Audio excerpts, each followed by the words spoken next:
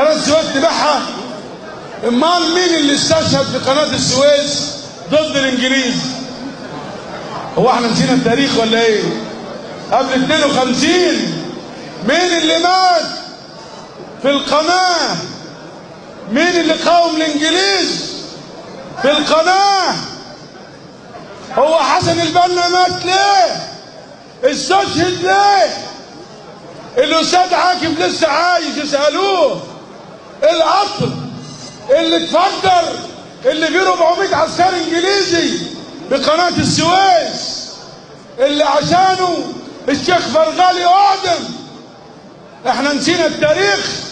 دول الصعاليك اللي ما يعرفوش يعني ايه وطن، اللي ما يعرفوش يعني ايه عرض، اللي ما يعرفوش يعني ايه شريعة ومقاصد شريعة.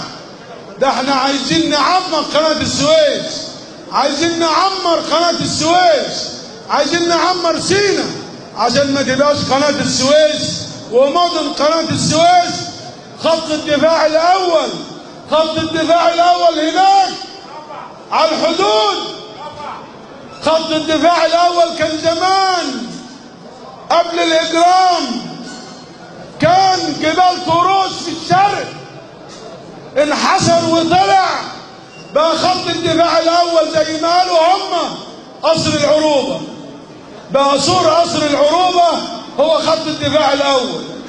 مين يقول قناه السويس؟ ارجعوا للمشاريع وللبرنامج. هذا سفه لا يقول به الا من يريد. اكبر دليل على الاجرام في التزوير، تزوير الوعي ومحاولة تزوير الإرادة، هو مثل هذا الكلام.